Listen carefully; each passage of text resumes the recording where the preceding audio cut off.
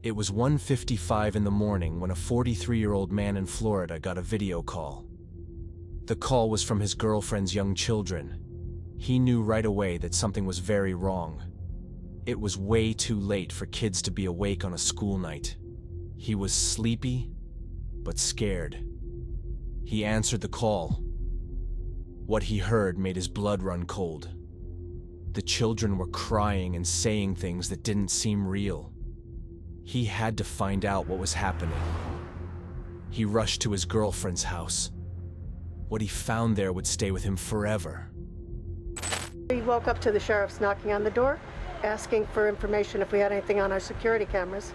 No idea what happened over there. It's awful. This story takes place in Cocoa, a small city in Florida. About 19,000 people live there. The city is known for its peaceful nature and being close to the Kennedy Space Center. People there often see rocket launches light up the night sky. Life moves slowly and peacefully. There's a local story about how the city got its name. Long ago, a woman lived by the river. She would give hot cocoa to sailors who passed by. The sailors would call out, "Cocoa! Cocoa!" when they arrived. This story shows that the city has always been a welcoming place. Crime rates in Cocoa are usually lower than in most places. The city is known more for tourism and beaches than for violence. But in early 2023, something terrible happened. A crime so bad that it shocked the whole community.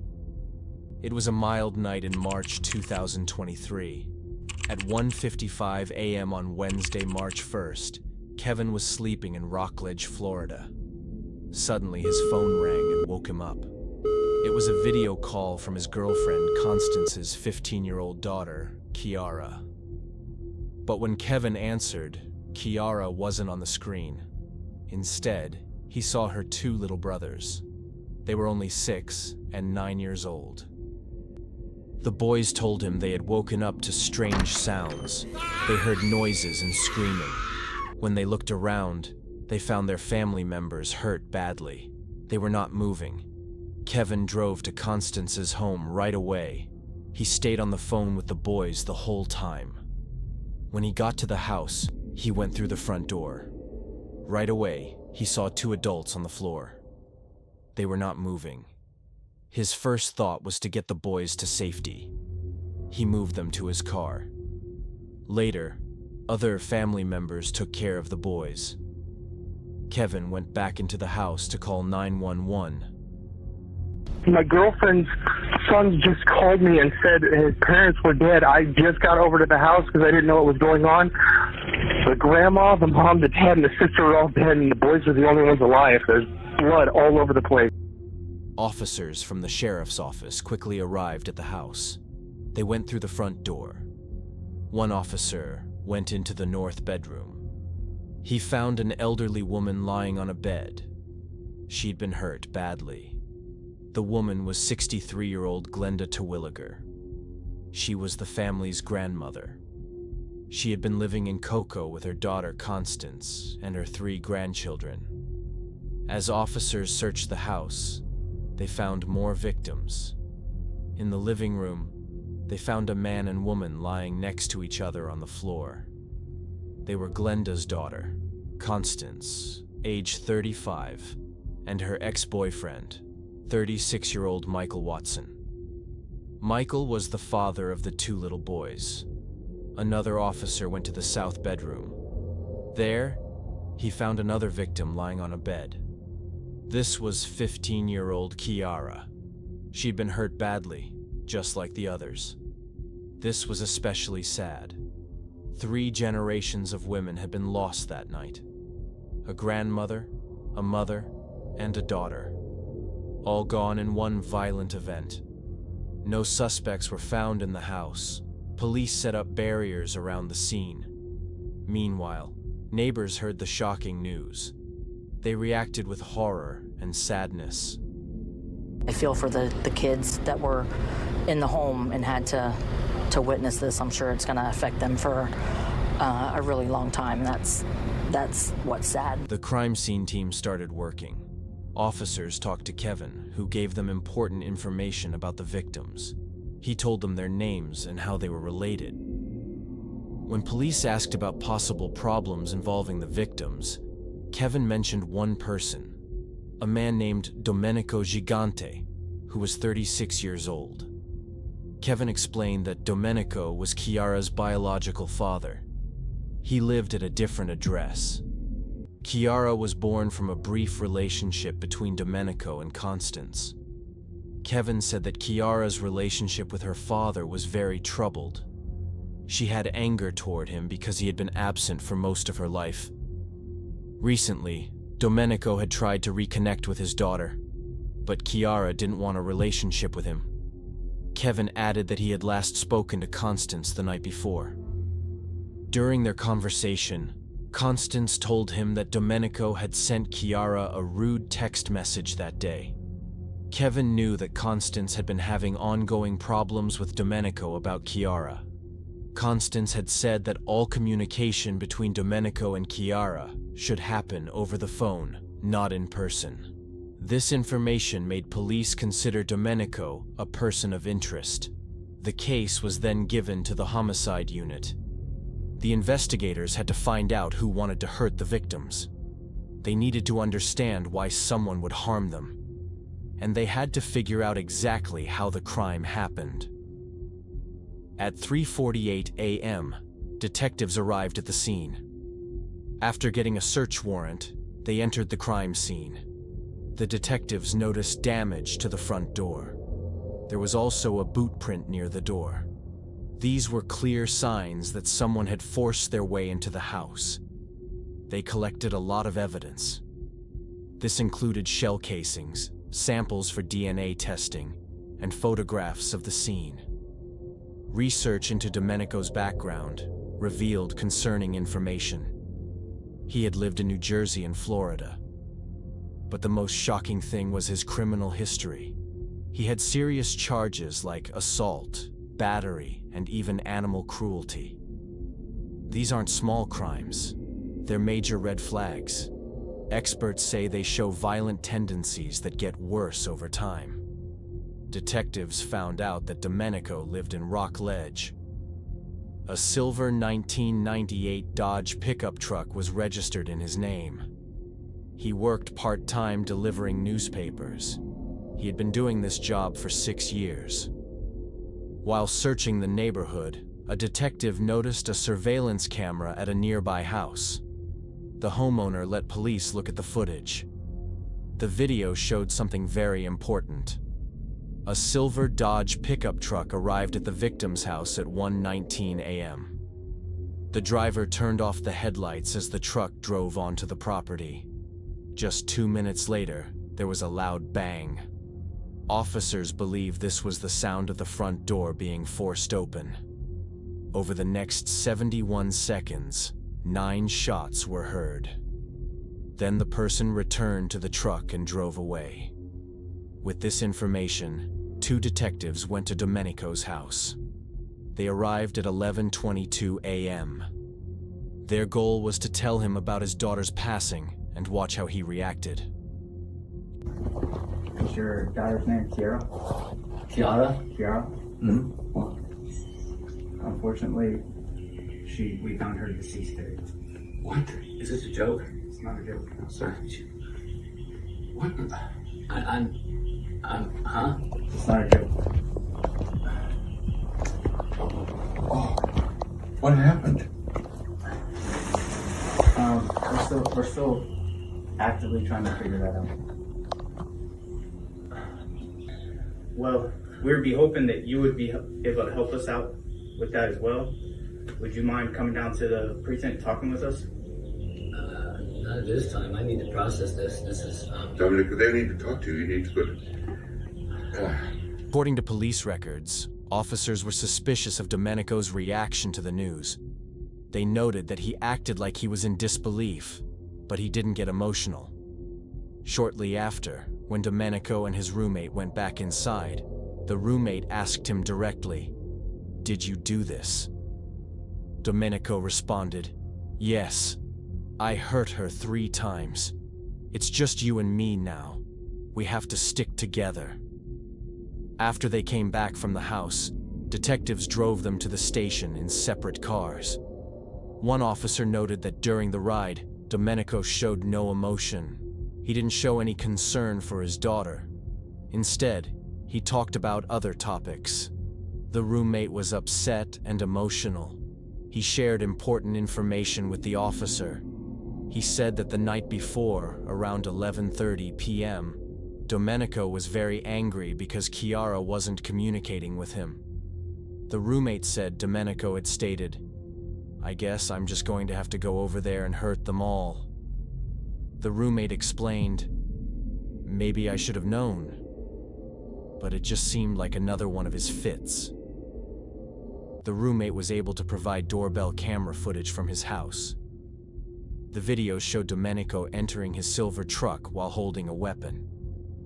This was 23 minutes before the incident took place. The camera also captured Domenico returning home roughly 19 minutes after the last shot was heard. With all this evidence, detectives knew it was time to question Domenico directly. Two detectives read Domenico his rights. He agreed to speak with them. When asked when he last saw Chiara in person, Domenico said it was around 2 p.m. on Monday, 35 hours before the incident. She had a doctor's appointment which kept her home from school. Domenico described himself as someone with no friends who doesn't leave the house at night unless it's for work.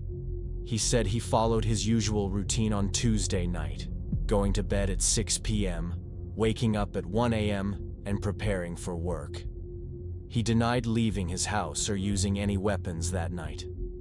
After noting the differences in Domenico's statements, it was time for the detective to confront him. "Domenico, you said you didn't go anywhere, but the doorbell camera at your house shows you leaving in your vehicle last night.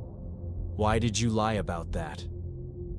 Domenico replied, "Oh, I must have forgotten. I went to a friend's house."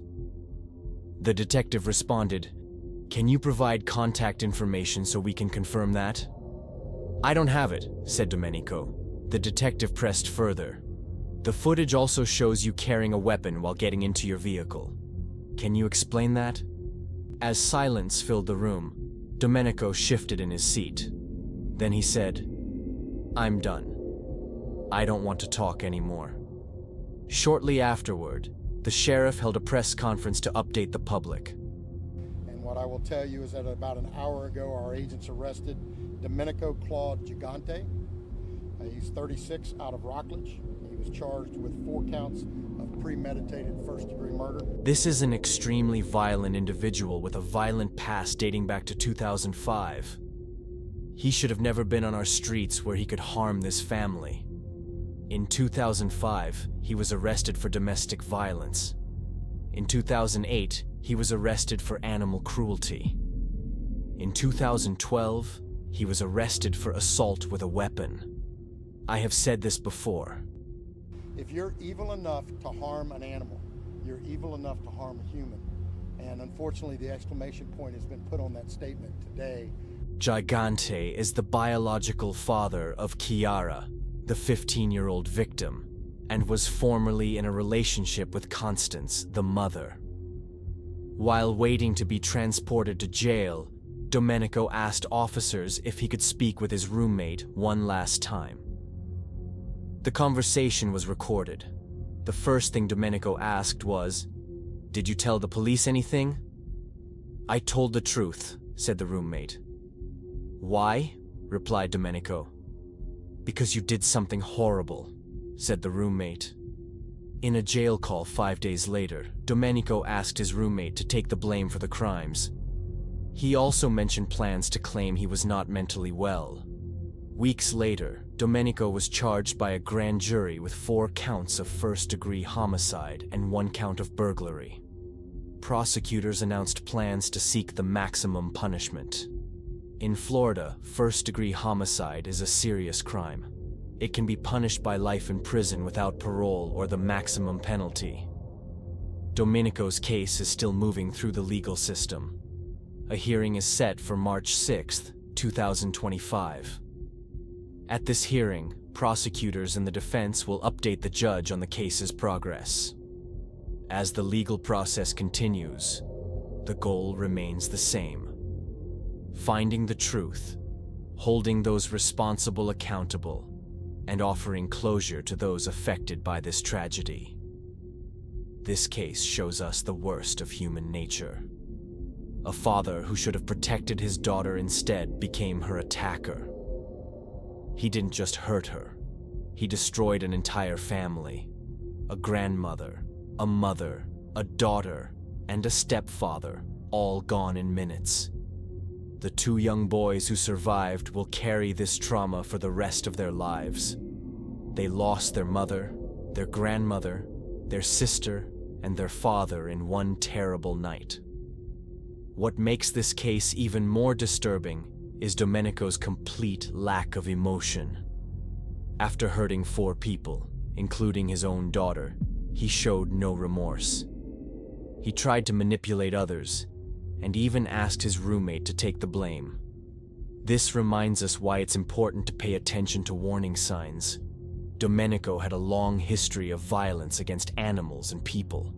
As the sheriff said, someone who can hurt animals will hurt humans. What are your thoughts on this case? Do you think the roommate should have taken Domenico's threats more seriously? This case teaches us several important lessons about recognizing dangerous behavior patterns.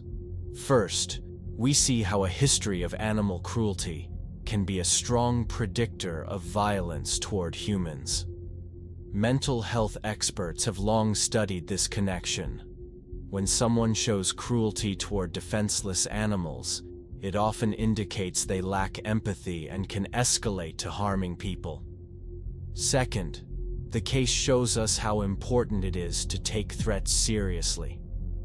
When Domenico told his roommate he was going to hurt them all, the roommate thought it was just another angry outburst. But looking back, this was a clear warning sign that should have been reported to authorities. The investigation also revealed warning signs that had been building for years. Domenico's criminal history included domestic violence, assault, and animal cruelty dating back to 2005. This pattern of escalating violence is common among people who eventually commit serious crimes. Each incident was a missed opportunity for intervention. The impact on the surviving children cannot be overstated. These 2 young boys witnessed the aftermath of unimaginable violence. They lost their entire family in one night. Child psychologists say that trauma like this can affect development, relationships, and mental health for decades to come. The boys will need extensive counseling and support. They may struggle with survivor's guilt, wondering why they lived when their family did not. They may have trouble trusting adults or forming healthy relationships. The community and extended family will play a crucial role in their healing process. This case also highlights the importance of surveillance technology in modern crime solving.